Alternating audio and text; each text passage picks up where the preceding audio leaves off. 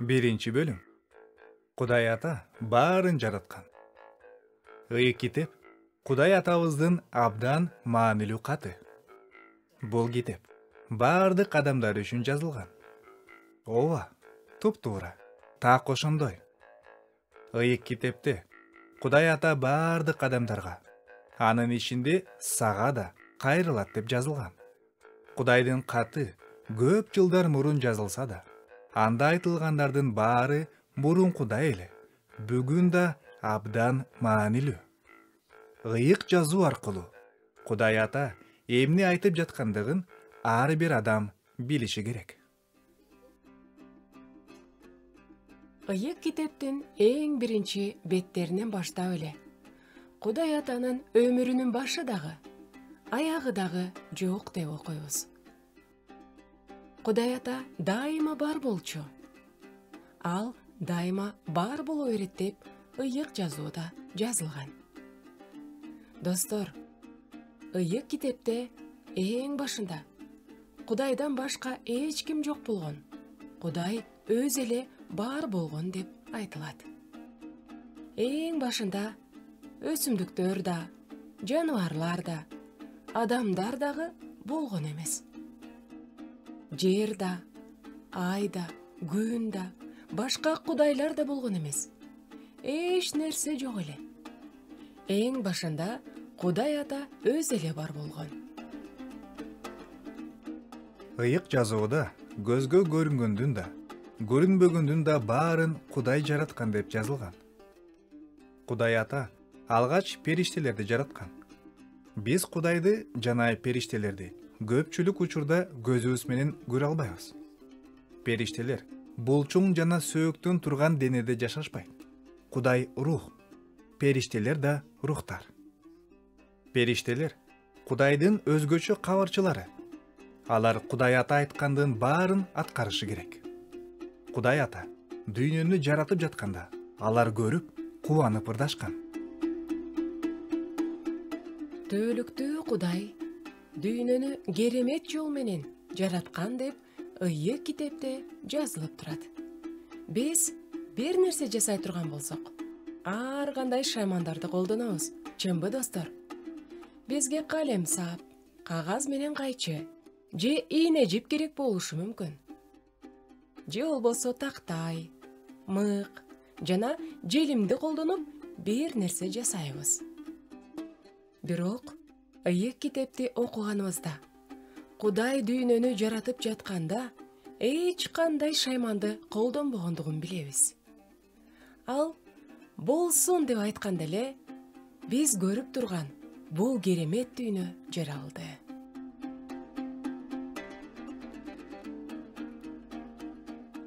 Кудай жарык болсун деп айтканда эмне болгонун билесиңерби? Ал жарык болсун дегенде коюу караңгылык жоголуп, бардык жер жап-жарык болуп калган. Ыйык китепте Кудай ата баарын сөзү менен эле жараткан деп айтылат. Ал жоктон бар кылып жаратууга күчү жетет.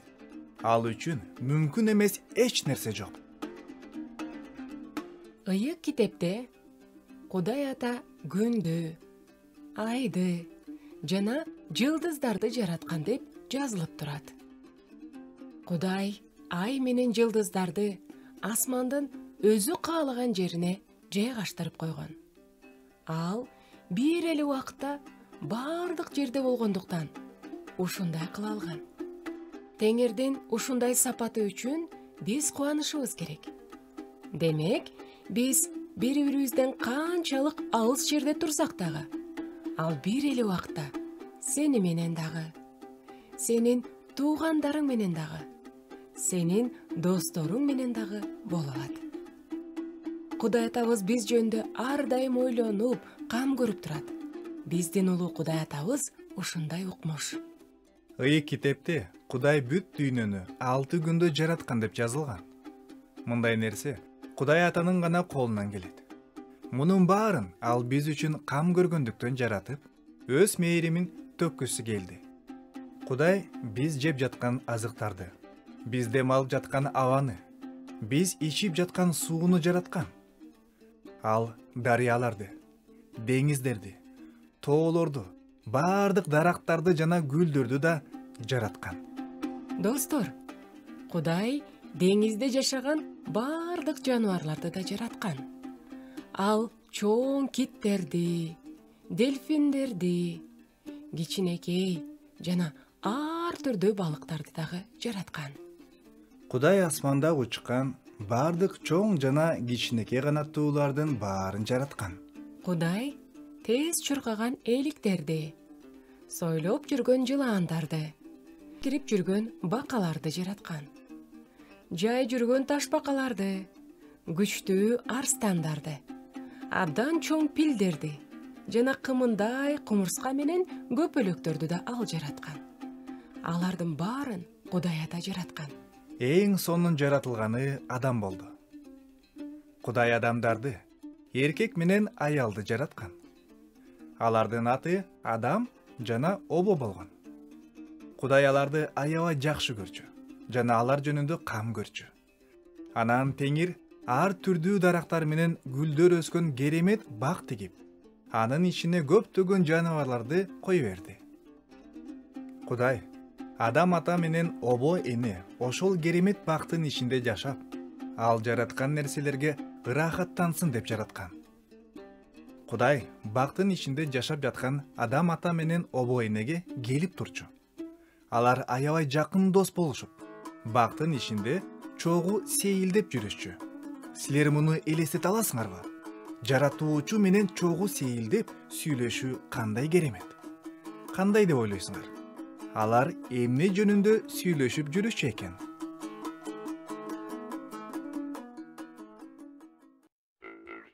Экинчи бөлүм.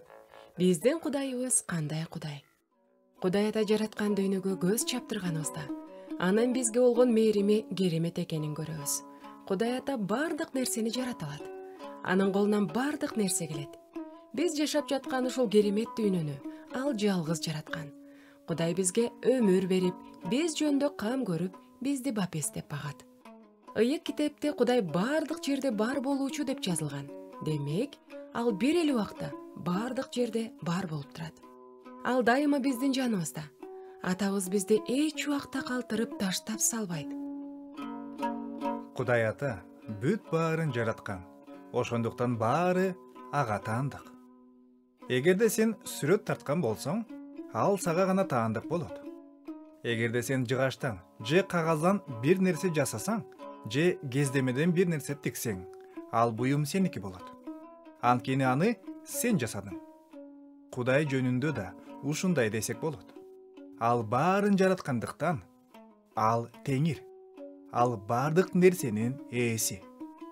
Мына ошондуктан Кудайды жаратуучу Теңир деп аташат.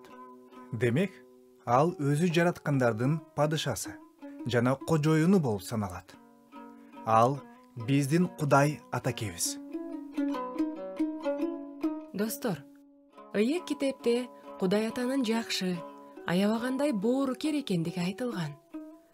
Кудай Ата жараткан керемет дүйнөгө көз салып көрчү. Ал гүлдөрдүн баарын бир түстө жаратып койсо деле болмок. Бирок Теңир гүлдөрдү ажайып түстөргө боеп койгон. Кудай биз жеп жаткан жашылча жемиштерди супсак, даамсыз кылып жаратып койсо деле болмок. Бирок Теңир жашылча жемиштерди даамдуу, жагымдуу, ширелүү жана жыттуу кылып жараткан. Ал жашылча менен жемиштерди, ар түрдүү коңуздар менен көпөлөктөрдү, түстөр менен үндөрдү жараткан. Биз ал жараткан дүйнөгө суктанып, ырахаттанышыбыз үчүн Кудай Атаке ушунун баарын биз кубанып жашашыбыз үчүн ойлонуп, даярданып жаратып берди. Теңир мунун баарын биз үчүн кам көргөндүктөн жасаган. Кудай Ата бизди өз балдарын аябагандай сүйөт экен. Ыйык китепте Кудай баарыбыз бейпилдикте, эркиндикте, бактылуу жашашыбыз үчүн баары тартипке ылайык болгонун каалаганы жазылган. Бир күн эле күн уясынан чыгып, анан бир астан кийин эле жатагына батып, 3 күн бою кайра чыкпай калса эмне болот? Элестетсеңер, 3 күн бою жарыксыз караңгы убакытта эмне кылмак элеңер? Албетте, биз эмне кыларыбызды билбей калмакпыз. Ошондуктан Кудай мыйзамдар менен эрежелерди орноткон. Күн дайыма эртең менен чыгып, кечинде батып турсун деп күндүн да тартибин орнотуп койгон. Бул дүйнөдө бардык нерсе текши жана так иш-аракет кылышы үчүн Кудай Ата белгилүү тартиптерди орноткон. Адамзат үчүн жашоо шарты өтө ыңгайлуу болуп түзүлүп берилген. Кудай адамдар бактылуу болуп жашашы үчүн белгилүү бир тартипти орнотуп койгон. Бул эрежелер менен тартип бизге кээде жакпай калат.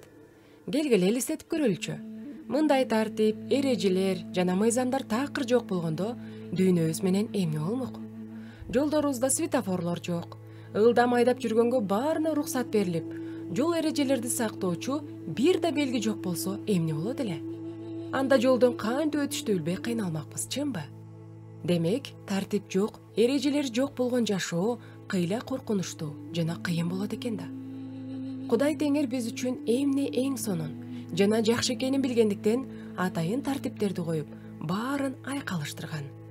Анын мыйзам эрежелери боюнча жашасак, биз бактылуу болуп жашарыбызды Кудайыбыз алдын ала белгилеген.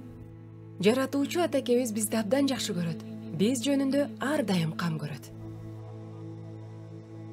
Кудай Ата жараткан нерселердин баары таптаза, соп-сонун, аябагандай кооз болчу.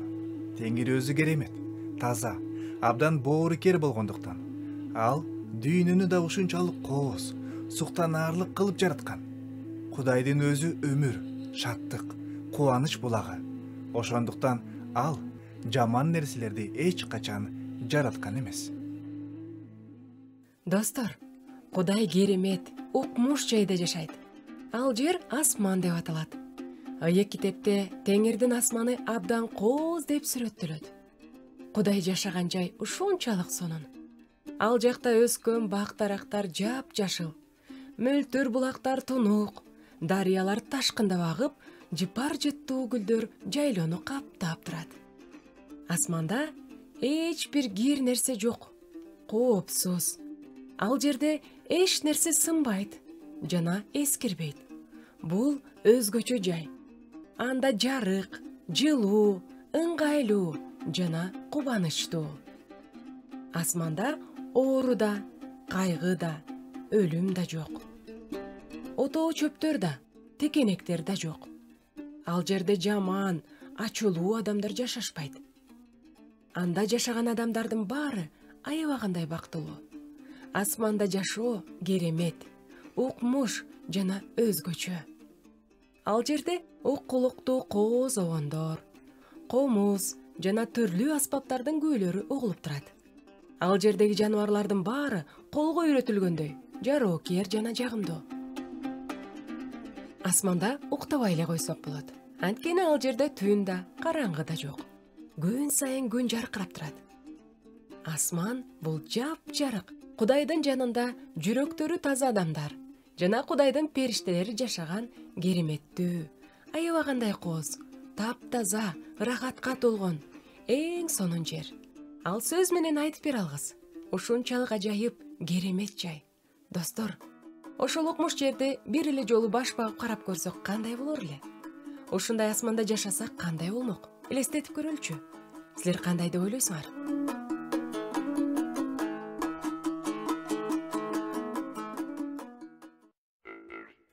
Үчүнчү бөлүм. Кара санатай периштелер. Ыйык китепте Кудай Ата баарынан жогору турган Кудай деп айтылган. Башкача айтканда, ал билбеген, анын колунан келбеген эч нерсе жок. Бүт дүйнөнү, андагынын баарын Кудай сөзү менен гана жараткан.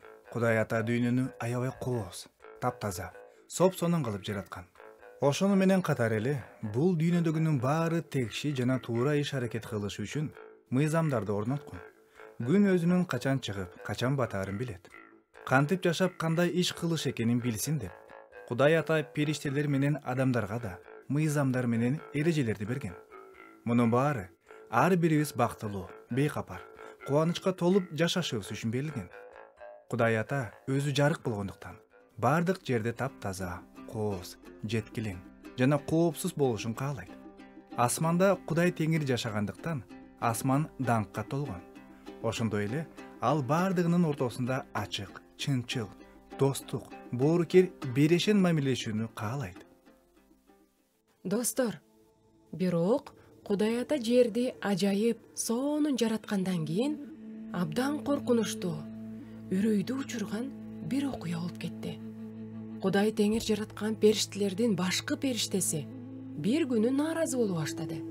Анын аты Таңкы жылдыз болчу. Кудай Теңир аны өзгөчө кызмат үчүн жараткан эле. Бирок ал өзүн мындан да чоң бийликке татыктуумун деп ойлоду. Ал мындан ары жөнөкөй периште болбоймун. Теңирдин эрежелерине эми баш ийбейм. Өзүмдүн мыйзамдарымды орнотом деген чечим чыгарды. Баарынын үстүнөн өзүм бийлик кылам. Өзүм эң жогорку Кудай болом деди. Ал көптөгөн периштелерди дагы Кудайга каршы көтөрүлүшкө чыгууга түрттү.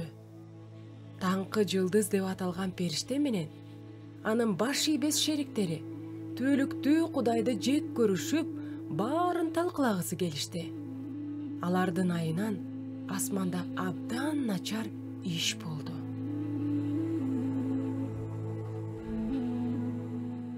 Теңирге моюн сунбагандыгы, ага каршы чыккандыгы, кара санатай периште болуп калышы ыйык китепте күнөө деп айтылат. Демек, Кудай Ата орноткон эрежелерге баш ийбөөнү күнөө деп айтабыз. Эгерде биз да жаман, кара санатай нерселерди ойлосок, туура эмес иштерди кылсак, анда Теңирге мен сенден көрө акылдуураакмын, баарын өзүм эле чечип алам деп айткандай болобуз. Ушунун өзү күнөө болот. Күнөө дайыма баарын талкалап бузат.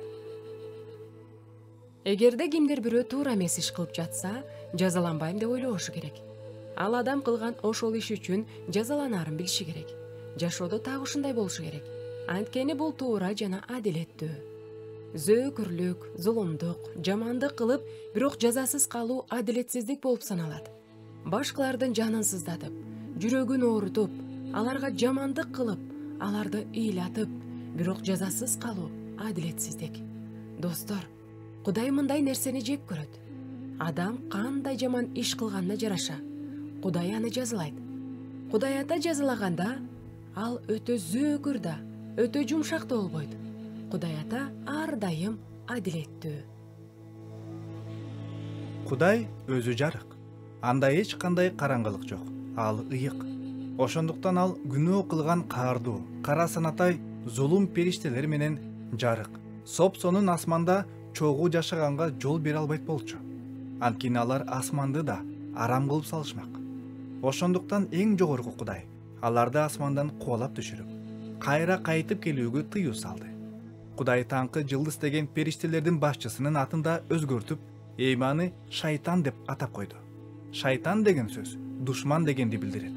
Анткени ал Кудайдын душманы болуп калды.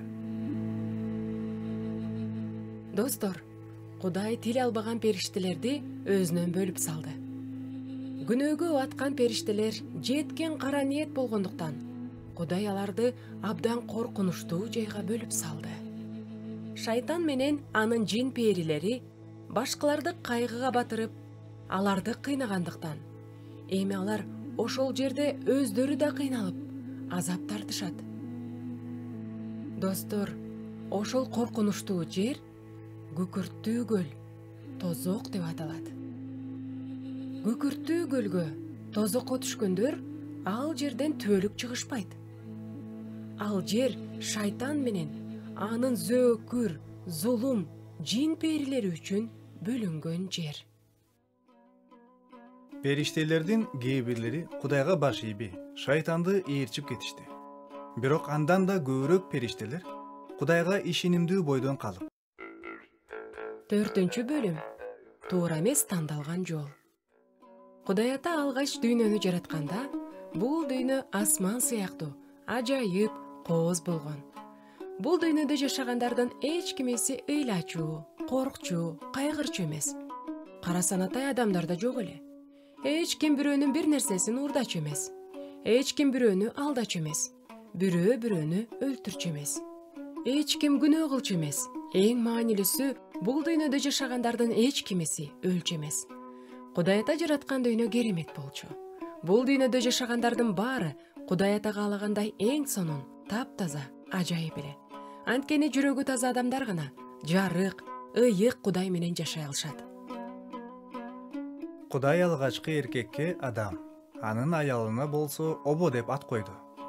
Кыргыздар аларды Адам ата жана Обо эне деп атайбыз. Теңир аларды абдан сүйгөндүктөн алар үчүн керемет 5 бак тикти. Ал керемет бакта ар түрдүү суктанарлык жаныбарлар жашап, канаттуулар учуп жүрүшчү. Түркүн жемиш берген дарактар, кооз, жыпар жыттуу гүлдөр өсчү. Ажайып дарыялар менен туп-тунук мөлтүр булактар агып турчу. Шагы ийилген дарактарда даамдуу ширелүү мөмөлөр бышып турчу. Кудай Ата Адам ата менен Обо энеге 5 бактан каалаган жеринде сейилип жүрүүгө, каалаган жемишти жегенге, эмне жакса ошону жеп ырахаттанганга эркиндик берди. Аларга бир гана тыюу салган. Болгону бир эле нерсеге. Достор, Теңир бир белгилүү бактын жемишинен гана жебегиле деген. Адам ата менен Обо эне Кудайдын тилин албай, жемишинен жеп алган замат өлүп каларын алдын ала айтып эскерткен. Кудайдын тилин алуу кыйын жана оор эмес болчу. Ал бакта жей турганга даамдуу жемиштер бар, толгон токой бактар бар болчу. Адам ата менен Обо эне тил алганы менен Кудайына таянганын көрсөтүшчү. Алар үчүн эң жакшы эмне экенин Кудай өзү билгенине алар ыраазы болушкан. Кудай адамдардын ага ишенишин гана каалаган. Кудай аларга мага таянгыла, мага ишенгиле деген. Эң башында жүрөгү таза адамдар, жарык, ыйык Кудайга таянып, ишенип, кооз жаралган дүйнө жана анда болгон бардык нерселер менен рахаттанып жашап жүрүштү.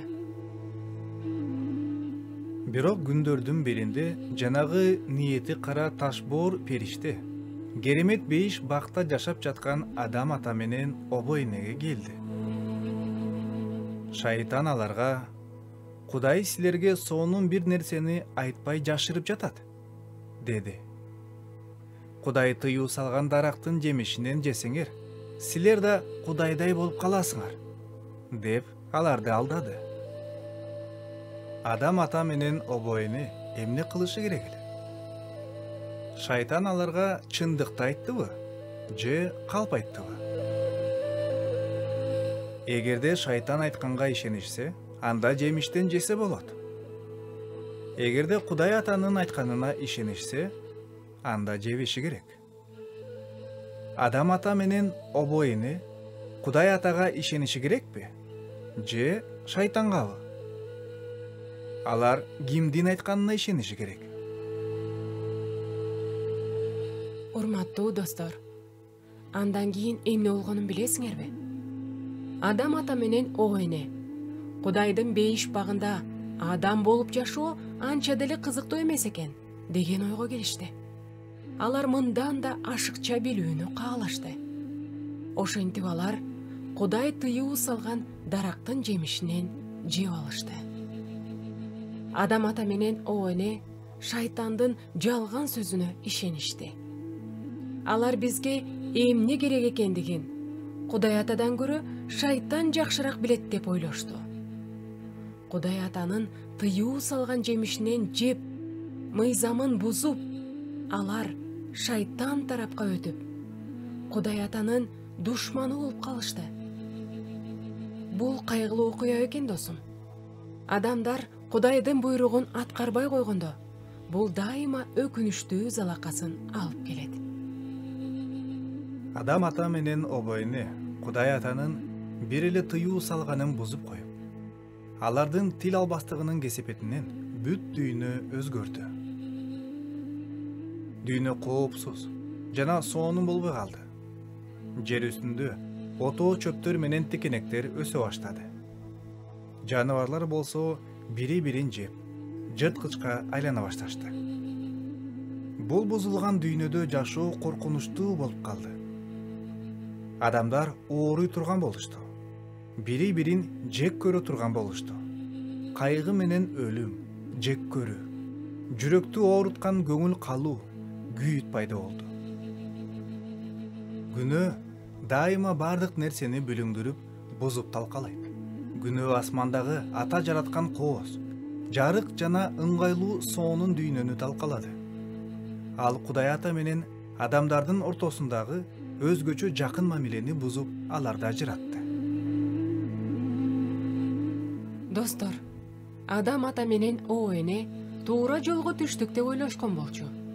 Бирок алардын Кудай Атанын тилин албай койгону баарын бүлүндүрүп, бозуп салды. Теңир Адам ата менен о энеге: күнөө кетиргениңер үчүн эми силер өлбөс эмес, өлө турган болуп калдыңар. Ошондуктан күндөрдүн биринде өлөсүңөр деп айтты.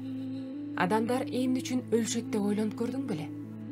Адам ата менен о эне күнөө кетиргендиктен бул дүйнөдөгү бардык тирүү жандар өлө турган болуп калышкан деп ыйык китепте айтылган. Өлүм абдан коркунучтуу, ал күнөөнүн кесепетинен пайда болду. Адам өлгөндө бул дүйнөгө кайрылып келбейт. Анын жаны учуп кетет да кайра эч качан кайрылып келбейт. Ошондуктан каза болгон адамды акыркы сапарына узатып жатышканда баары кайгырып, бозду ыйлашат. Анткени алар жакшы көргөн, сүйгөн, жакын адамды мындан ары эми көрө алышпайт. Аябай кайгыга баткандыктан ыйлашат. Ыйык китепте өлүм жөнүндө: өлүм адамды жакшы көргөн адамдан, жакын досунан ажыратып салат деп жазылган. Адам ата менен обо эне шайтан тарапка өткөн күндөн баштап эң жакын досунан бөлүнүп калышты. Алардын жакын, сонун мамилеси бузулду. Адам ата менен обо эне жалгызсырай турган болушту. Ошондо алар ыйлашса керек. Алардын көңүлү чөгүп, абдан капаланышты. Анткени Адам ата менен обо эне Кудай Атадан, башкача айтканда эң жакын жан досунан ажырап калышты. Бирок муну менен баары бүтүп калган жок. Адам ата менен обо эне шайтанга кошулуп кеткендиктен эми алар өлө турган болуп калышты. Ошондуктан алар өлгөндөн кийин шайтан барчу эң караңгы, азаптуу жерге барышы керек эле. Алар эми Кудай Атадан түбөлүккө ажырашы керек. Кудай күнөө кылгандыгы үчүн аларга эми өлөсүңөр деп өкүм чыгарган болчу. Эми болсо, өлгөндөн кийин шайтан менен бирге тозокко кетип, Кудай Атадан түбөлүккө айрыласыңар деп өкүм чыгарды. Бул өкүм экинчи ирет өлөсүңөр дегендей абдан катуу өкүм эле. Албетте, муну укканда Адам ата менен о эненин үмүттөрү үзүлүп, коркуп, чоң кайгыга батышты. Ошондон кийин Кудай аларга кубанычтуу, үмүттүү пайда кылган жакшы кабар айтты. Кудай аларды абдан сүйгөндүктөн кайрадан таптаза, күнөөсүз болуу үчүн аларга мүмкүнчүлүк берди деп ыйык китепте жазылган. Эгерде алар Кудай көрсөткөн жол менен кайтып келишсе, Кудай асманда жашаганга аларга жол ачат. Ошентип, Адам ата менен о эне эми өз эрки менен тандашы керек эле. Алар Кудай Ата көрсөткөн жолду тандашса, теңир менен асманда түбөлүк жашашат. Эгерде өжөрлүк кылып, Кудайдын үнүнө колак салышпаса, анда шайтан менен бирге коркунучтуу, караңгы тозокто түбөлүк азап тартышат. Башка жол жок эле. Анткени жүрөгү таптаза адамдар гана түбөлүктүү, жарык теңир менен чогуу жашай алышат. Кандай да ойлойсуңар, кымбаттуу балдар? Адам ата менен о эне кайсы жерде жашагысы келди?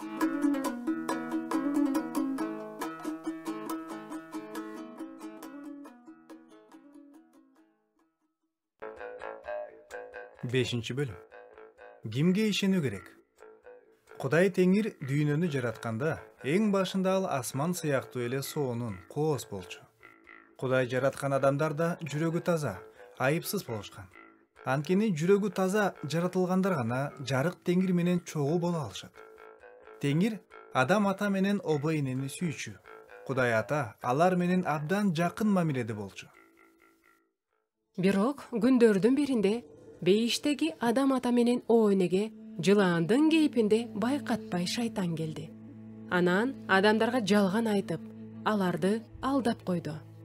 Шайтан аларга: эгерде Кудай тыюу салган дарактын жемишинен жесеңер, силер да Кудайдай болуп каласыңар деп айтты. Ошондо адам ата менен о эне шайтандын сөзүнө ишенип, жебегин деп тыюу салган жемиштен жешти. Алар ушинтип тил албай шайтан тарапка өтүп, Кудайга душман болуп калышты. Алар күнөө кетиришти. Ыйык китепте күнөө кылган адам өлөт деп жазылган. Ошондуктан адам ата менен о эне эми картайып, бир күнү каза болушу керек. Өлгөндөн кийин оттуу тозокто болуу абдан аянычтуу жана коркунучтуу турат. Ооба, күнөөнүн кесепетинен адам көп азап тартат. Күнөө өзү менен кошо көп кайгыны, азап чегүүнү алып келет. Бирок Кудай адам ата менен обо эненин шайтан менен калышын каалаган жок. Анткени Кудай ата аларды сүйчү. Бирок эми алардын жүрөгү таптаза, күнөөсүз болбой калгандыктан асманда жашаганга мүмкүн болбой калды. Алар шайтанга ишенип, күнөөнүн жолуна түштү. Эми Кудай ата эмне кылат? Кудай ата эмне кыларын билбей калган жок. Ал адамдарды куткаруу жолун алдын ала эле ойлонуштуруп койгон эле. Кудай адам ата менен обо энеге алдын ала өзү ойлоп койгон, сыр кылып сактаган ниетин бир аз ачып берди. Кудай аларга ачып берген кабар кубанычтуу кабар болчу.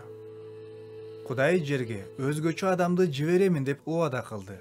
Ошол өзгөчө адам ата менен обо энени күнөөсү үчүн жазадан арылта алат. Ал аларды түбөлүк ажыроодон сактап калат.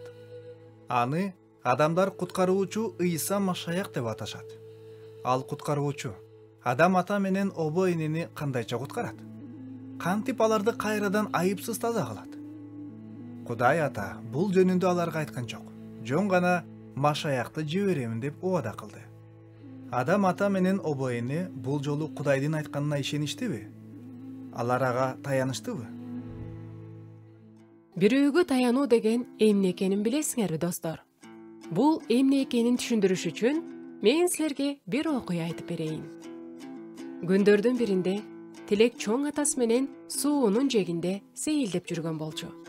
Бир убакта ойноп жүргөн бала дарыянын жээгине өтө жакын келип калгандыктан капысынан буту тайып кетип, булк этип, муздак сууга кулап кетти.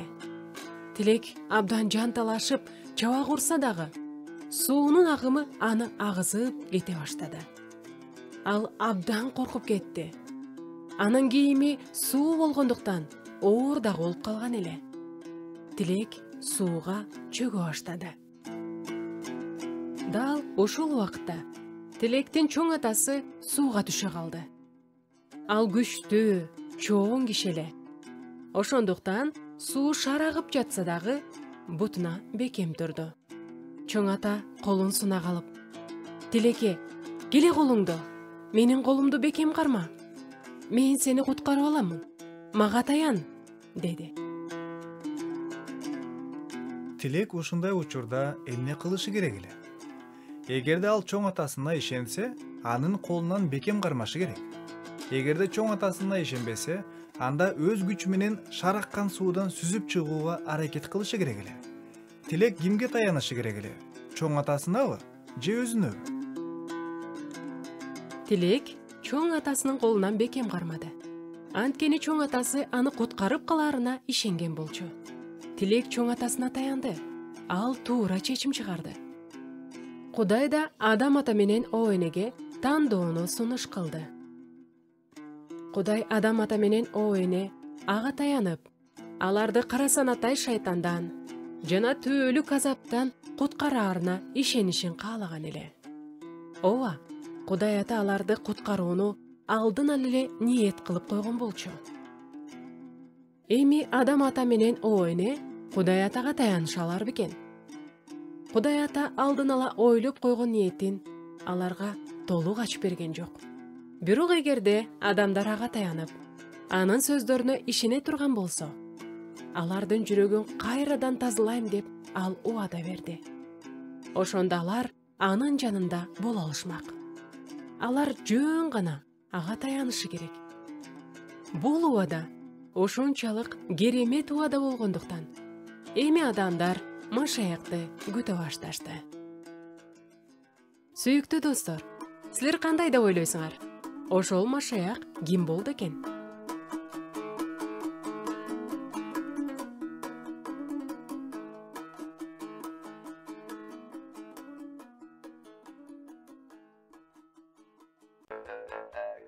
Алтынчы бөлім. Құтқаруу жолу. Кудай ата дүйнөнү сонун, керемет, ажайып кылып жараткан. Бирок адам ата менен обоюну теңирге таянбай эле коюш керек деген чечим чыгаргандан баштап дүйнө бузулду. Бул дүйнө күнөөнүн уйгу болуп калды. Ыйык китепте өлүмдүн себеби күнөөдө деп айтылат. Күнөөнүн кесепети дайыма азап менен кайгыга алып барат. Ошого карабастан Кудай адам ата менен обо энеге кубанычтуу кабарды айтты. Адамдарга куткаруу жолун даярдады. Убагы келгенде адамдарды күнөөнүн кулчулугунан куткаруу үчүн Кудай ата Машаякты жиберет. Машаяк аларды шайтандын кишендеринен бошотот. Ошондо адамдар кайрадан Кудай ата тарапта болуп калышат. Анан дагы Теңир Машаяк силер Кудай менен ажырап калган абалдан куткарып алат деп айткан. Эгерде адамдар ага бекем ишенип, анын айткан сөздөрүнө таянса, анда Кудай ата аларды кайрадан таза жүрөктүү кыламын деп убада берген. Эсиңердеби? Таза жүрөктүү адамдар гана жапжарак, ыйык асманда жашай алышат.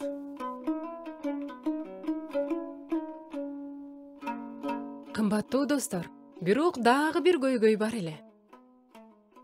Адам ата менен о эне жасаган күнөө маселесин чечпей туруп, Кудай аларды таптаза жүрөктүү кылып, асманда жашаганга уруксаат бере алмак эмес. Ал күнөөнү жазасыз калтыра алмак эмес. Адам ата менен о эне Кудай атанын тилин албай коюшту. Алар шайтан тарапка өтүп кетишти. Алар күнөө кетиришти. Бирок Кудай ата эч нерсе болбогондой болуп, алардын жасаган күнөөсүнө көз жумуп кое алмак эмес. Эгерде Кудай алардын күнөөсүнө көз жумуп койсо, анда Кудай ата адилетсиздик кылмак. Ар бир тил албастык жана туура эмес иш жазаланышы керек. Сүйүктүү досум, бирок адам ата менен о энени жазалабай туруп, алардын күнөөсүн кантип жазаласа болот? Бул эң маанилүү суроо. Адам ата менен о эне сыяктуу эле, биз да баарыбыз күнөөлөрүбүз үчүн жазаланышыбыз керек. Бул дүйнөдө төрөлгөн ар бир адам күнөөкөр табиятка ээ. Ниети кара болот, ачуу сөздөрдү айтат, туура эмес иштерди жасайт. Биз баарыбыз күнөөкөрбүз. Биз адам ата менен о энеге окшошпуз. Ошондуктан Кудай адамдарды жазалабай туруп, анын ордуна алардын күнөөлөрүн гана жазалоону ниет кылгандыгын ар бирибиз билишибиз керек. Кудай Теңир өзү алдын ала кылган ниетинин дагы бир сырын адамдарга ачып берди. Адамдар күнөөнүн канчалык залакасы зыяндуу, коркунучтуу экендигин түшүнүшсүн деп, Кудай ата бир ишти аткарууну аларга буйрук кылды. Ушул ишти кылып жатып, адамды жазалабай туруп, анын күнөөсүн жазалоонун башка жолун алар көрүшү керек эле. Кудай адамдарга өзгөчө жаныбарды, козуну алып келүүнү буйрук кылды. Ал козу эркек, кемтиксиз, башкача айтканда оорул эмес, аксак эмес жана котур эмес болушу керек эле. Ал кемчиликсиз болушу керек. Анан ошол козуну өлө турган жерине, курмандык чалынуучу жайга жетелеп келиши керек болчу. Андан соң козуну жетелеп келген адам анын башына колун коюшу керек эле. Ошондо ал адамдын күнөөлөрүнүн баары ошол козуга өтөт деп Кудай ата айткан.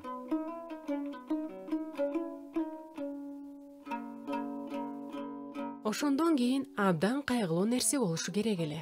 Досум, күнөөнүн кесепетинен бул дүйнөгө өлүм пайда болгону эсиңдеби? Мына ошондуктан адамдын күнөөлөрү козуга өтүп кеткендиктен, козу адамдын ордуна өлүшү керек эле. Бул аркылуу адам аман калып, анын күнөөсү үчүн козунун өлгөнүн көрүп туруп, муну түшүнүшү керек эле. Кудай ата ушул курмандык чалуу аркылуу адамдар анын алдын ала даярдаган куткаруу жолун таанып билип, түшүнүп жана Кудай ата күнөөкөрдү жазалабай туруп, анын ордуна күнөөлөр үчүн коозу жазаланаарын өз көзү менен көрүп, кабыл алышканын каалаган. Адамдар Кудай атага бекем ишенип таянгандыктан ал буйруганды аткарышкан. Алардын ордуна эми коозу жазаланып жаткандыгына ишенип кабыл алышкан. Ошондуктан Кудай ата аларды күнөөсүнөн арылтып, жүрөгүн таза кылаарына, Теңир менен кошо жарык, окмуштуу удай асманда жашай алышаарына ишенишкен. Кичинекей досум, Кудай бизди куткаруу үчүн чыгуу жолун алдын ала эле ойлонуштуруп, даярдап койгондугуна силер сүйүнүп жатасыңарбы? Бул курмандык чалуу аркылуу Кудай ата бизди ушунчалык катуу сүйгөнүн билдиргиси келип, биз менен бөлүштү.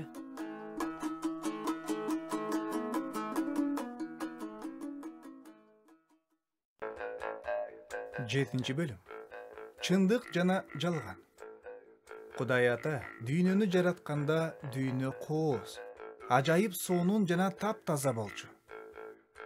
Бирок адам ата менен обоэне Кудай атага тил албай коюшту.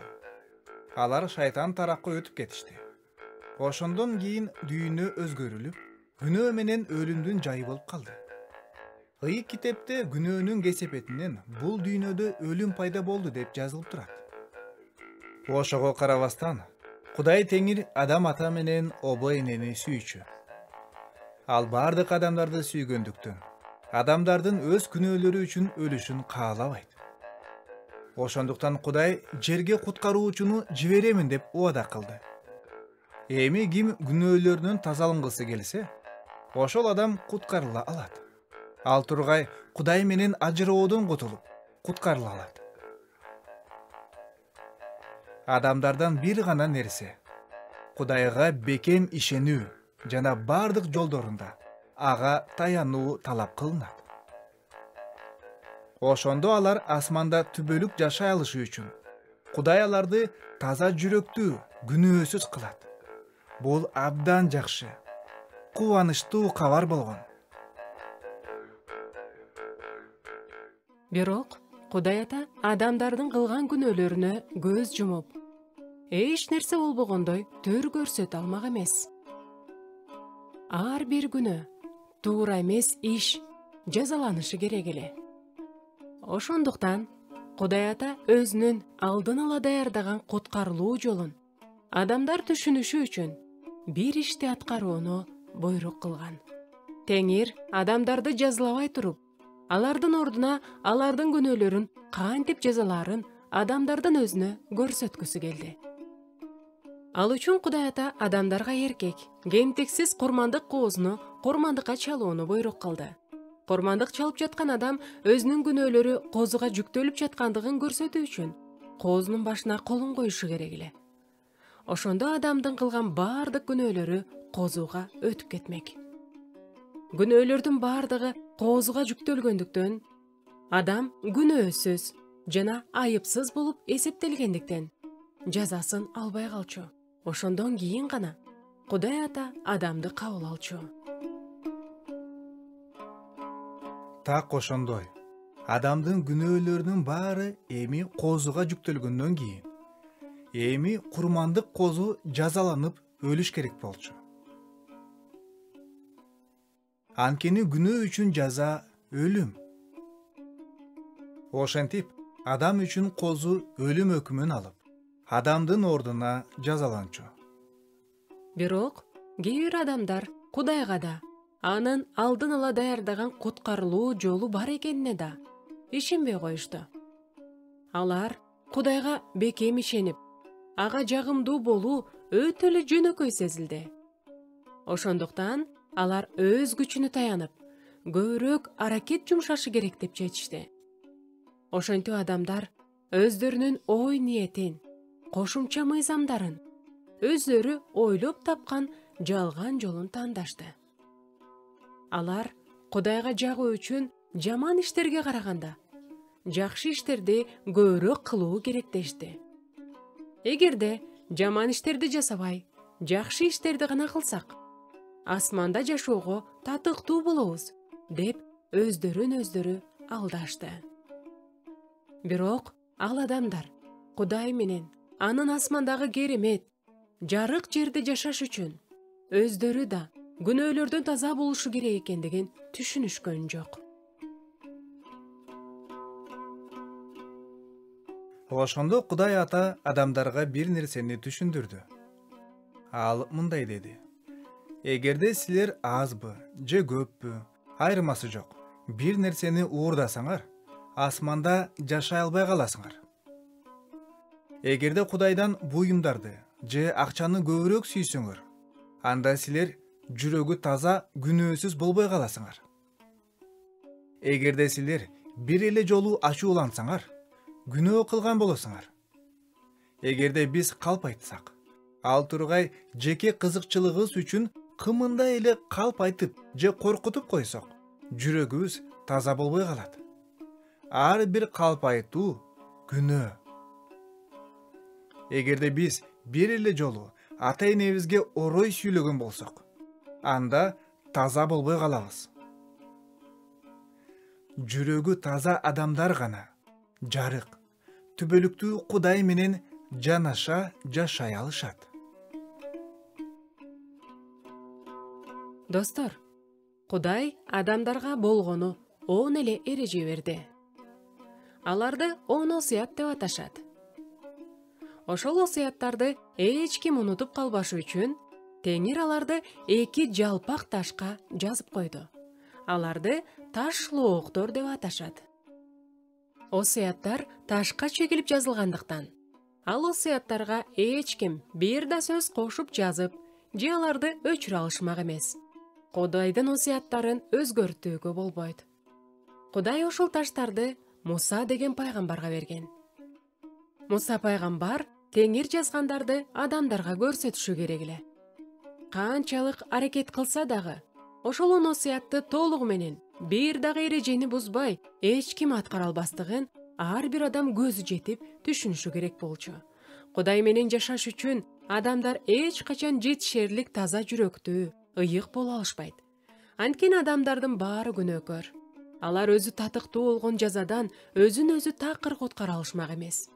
Адамдарды куткара алган машаяк керек. Күнөөкөрлөрдүн ордуна жазасын алган курмандык козууга биз абдан муктажбыз.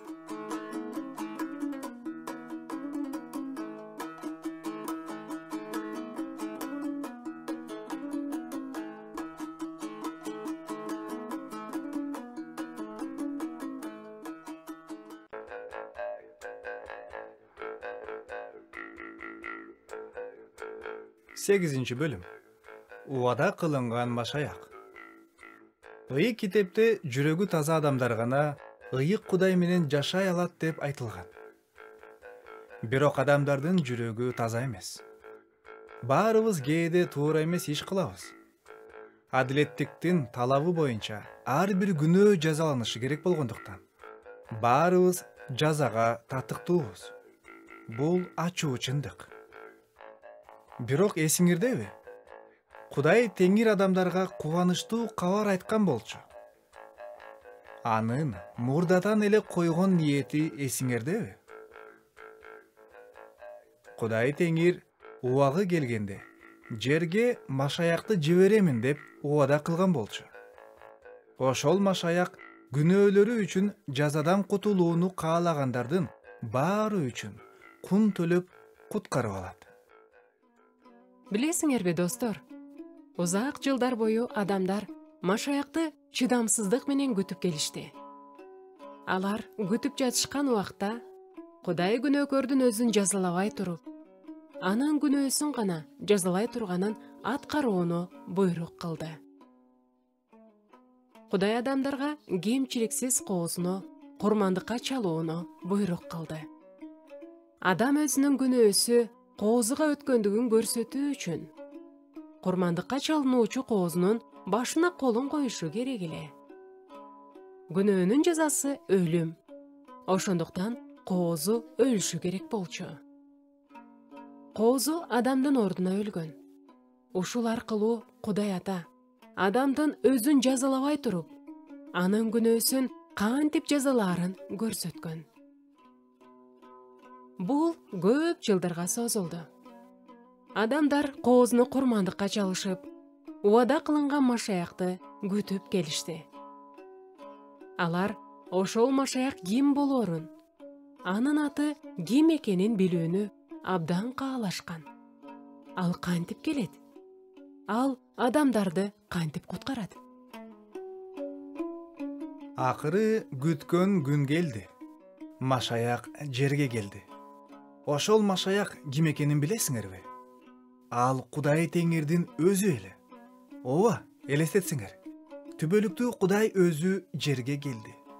Бул эмне деген керемет? Машаяк болуп жерге келиш үчүн Кудай адам болуп келди. Кудай Теңир адам болуп жерге келгенде, ал Кудай болбой калды деп ойлобогула.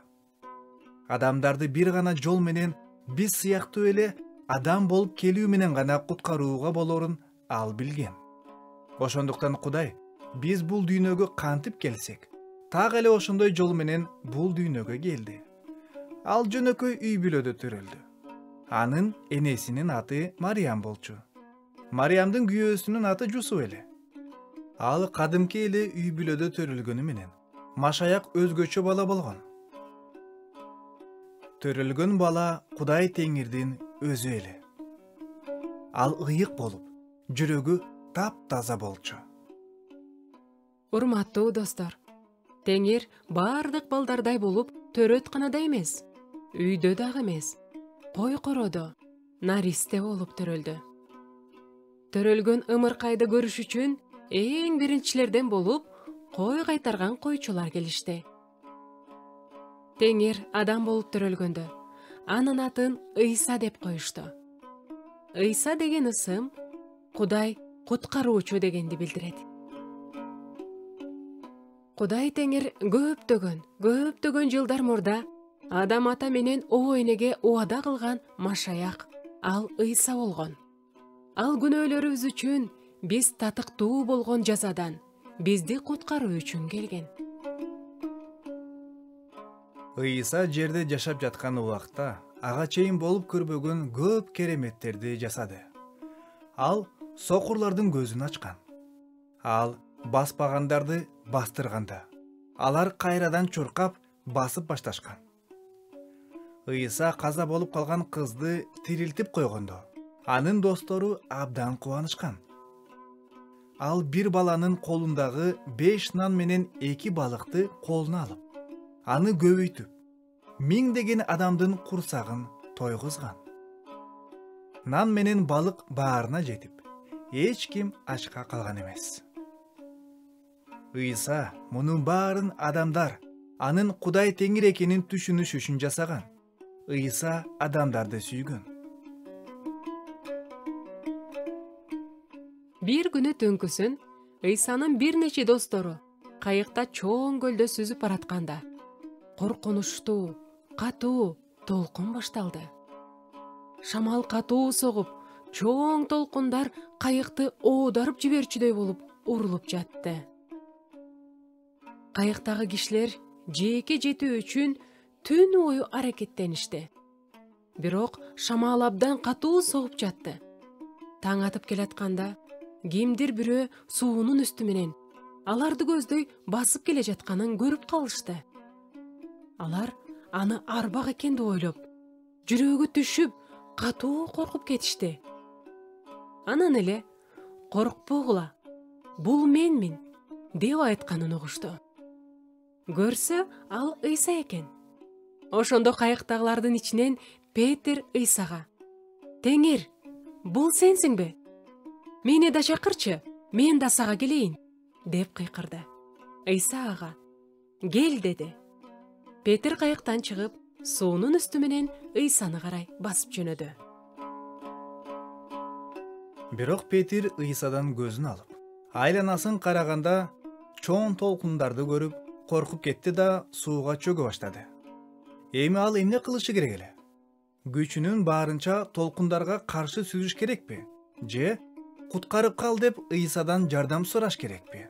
Ал кимге таянышы керек? Петр өз күчү менен аман калбашын түшүндү. Ыйса гана аны куткара алмак.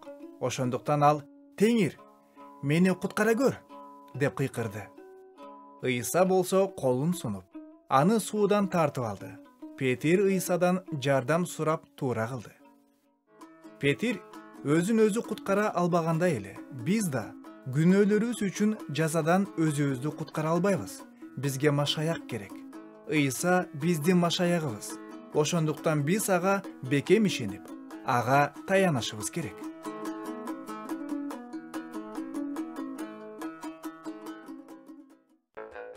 9 бөлүм.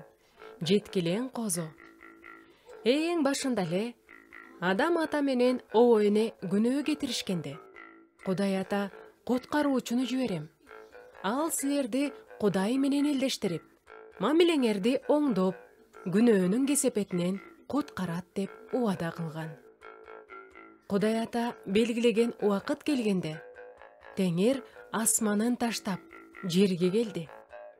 Бардыгын жараткан Кудай ата өзү куткаруучу болуп жерге келди. Адамдар ага Ыйса деген ысым беришти. Анын мааниси Кудай куткаруучу эле. Ыйса жер үстүндөгү бардык адамдар сыяктуу эле жашаган. Ал иштеген, уктаган, тамактанган. Дасторкондун үстүнөн достору менен баарлашкан. Сапарда басып жүргөн. Бирок ошол эле учурда Ыйса башка адамдардан кескин айырмаланган.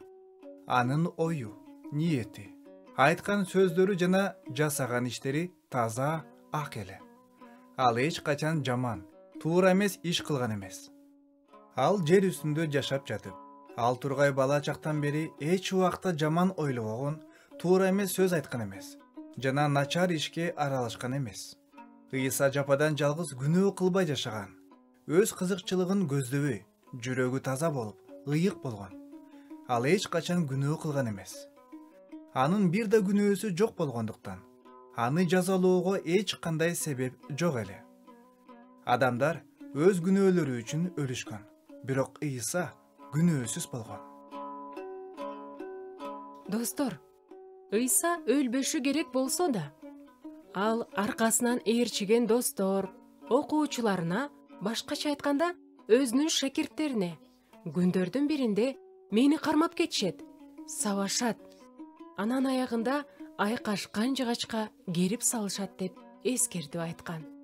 Ал мен өлөмүн, бирок өлгөндөн кийин 3-чү күнү тирилем деп айткан. Бул сөздөрдү укканда шакирттер ага ишенбей коюшту. Ал тургай мындай сөздөрдү айтпагын деп суранышты. Бирок Ыйсанын айткан сөздөрү чындык эле.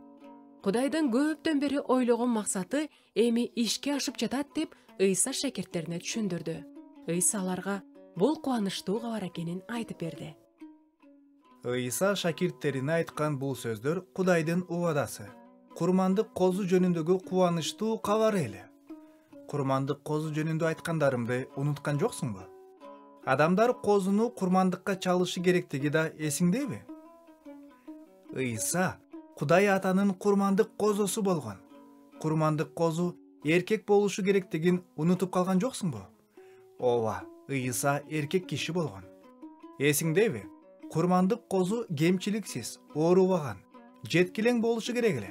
Ыйса жеткилең, башкача айтканда ыйык, жүрөгү таза болгон. Эч качан күнөө кылган эмес. Эсиңдеби, урматтуу досум?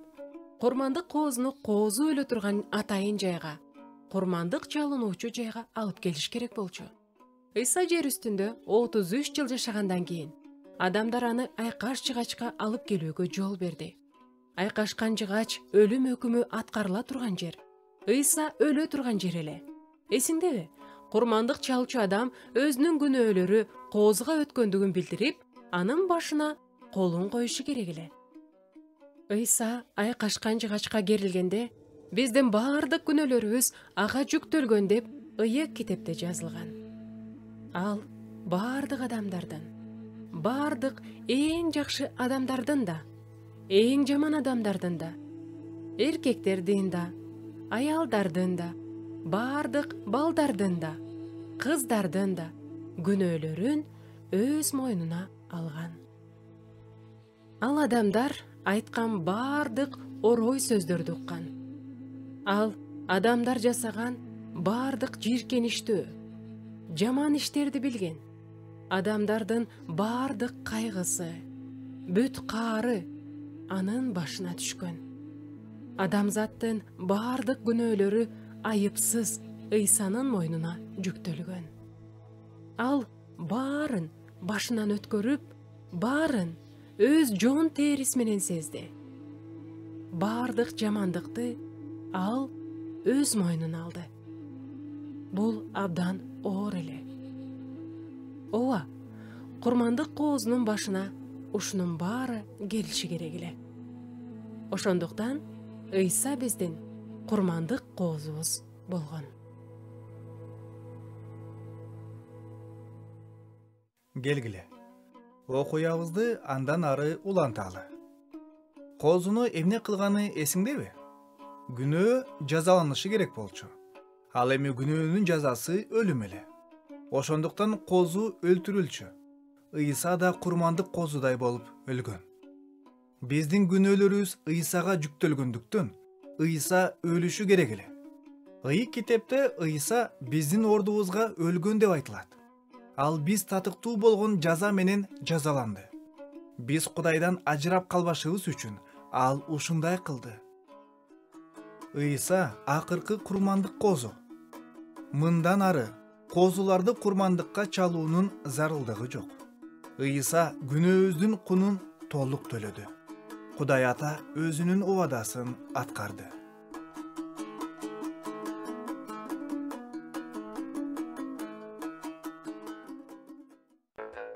10 бөлүм. Өлүмдү жеңүүчү.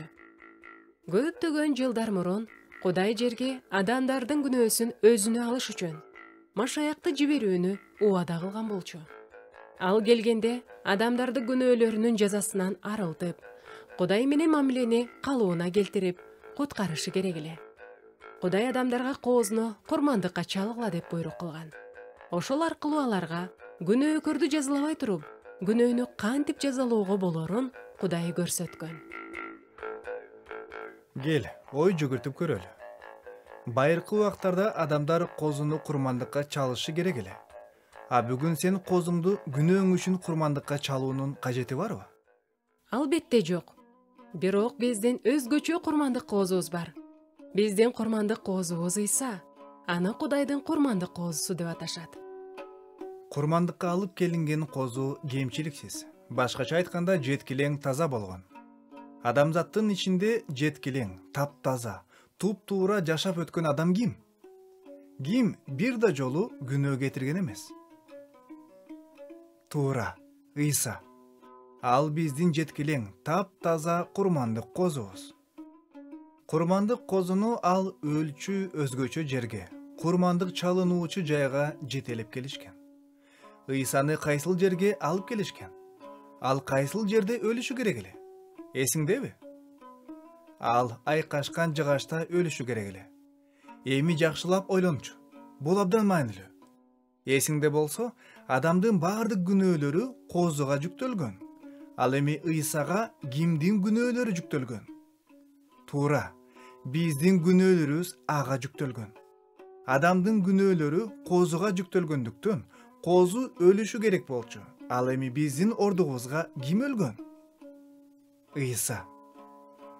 Ал биздин ордубузга өлгөн. Достор, Ыйсаны айкашкан жыгачка кадап салышканда, бардык адамдардын, ата-энебиздин, сенин жана менин күнөөлөрүм ага жүктөлгөн. Ыйса күнөөсүз, таптаза, ыйык болгондуктан ал гана башкалар үчүн өлө алган. Ал жалгыз биз үчүн курман болгон. Ыйса биздин күнөөлөрүбүздүн кесепетинен өлгөн. Биздин ордубузда жазаланууга Ыйса өзү макул болгон. Ал биз татыктуу болгон жазадан куткарып калды. Ыйса биздин куткаруучубуз, биздин Машаягыбыз.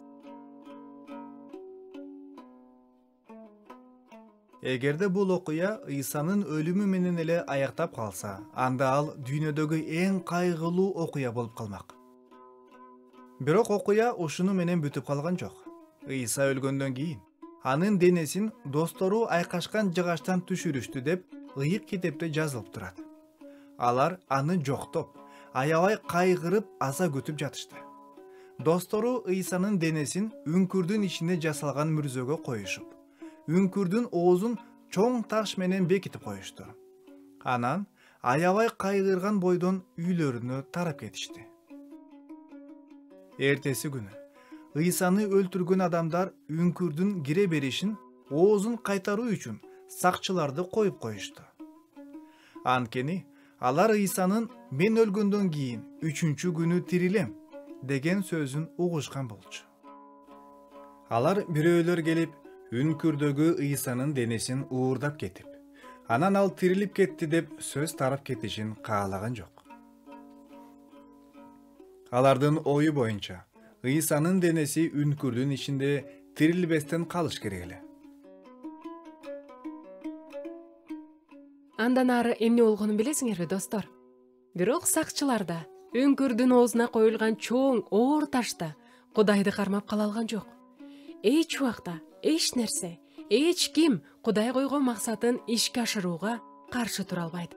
Анын алдын ала куткаруу жолунун ишке ашышына эч ким тоскоолдук кыла алмак эмес. Ыйса айткан сөздөр так аткарылып, ал айкаш жыгачта өлгөндөн кийин 3-чү күнү тирилип кетти. Ыйса тирилди. Сакчылар корккондуктан жерге кулап түшүштү. Кудайдын периштеси мүрзөнүн оозундагы оор ташты четке жылдырып салды.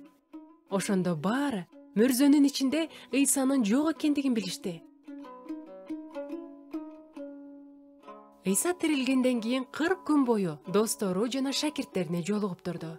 Ыйса кайрадан достор менен чогуу сүйлөшүп, тамактанып, сапарга чыгып, аларды шыктандырып жүрдү. Бул аябагандай укмуш керемет күндөр эле. Ыйса тирүү экен.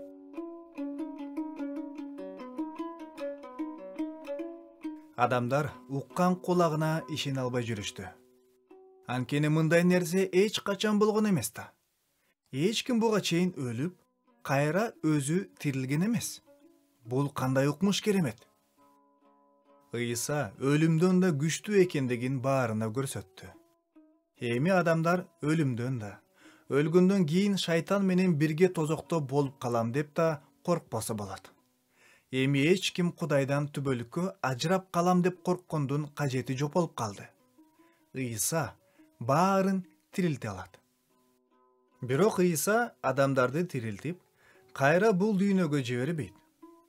Бул дүйнө күнөөгө толуп, булганган. Ал адамдарды жарык, керемет асманда түбөлүк жашоо үчүн тирилтет. Ал жерде баарын чексиз бакыт күтүп турат. Ким Ыйсанын курмандык козу экендигине ишенсе, Ыйса аларга ушундай жашоону угада кылган. Эмесе, кичинекей достор, биздин окуяны түшүндүңөрбү? Ыйсанын эмне деп айтканын уктуңарбы? Анын айткандарынын маанисин түшүнүп калдыңарбы? Менин сен үчүн өлгөндүгүмө ишенсең, мени менен асманда жашай аласың, деп Ыйса айткан. Ооба, бул ушунчалык жөнөкөй. Сен дегени бул кыздар, балдар, ата-энелер, бир сөз менен айтканда бардыгыбыз. Ошентип, Ыйса биздин курмандык коозубуз.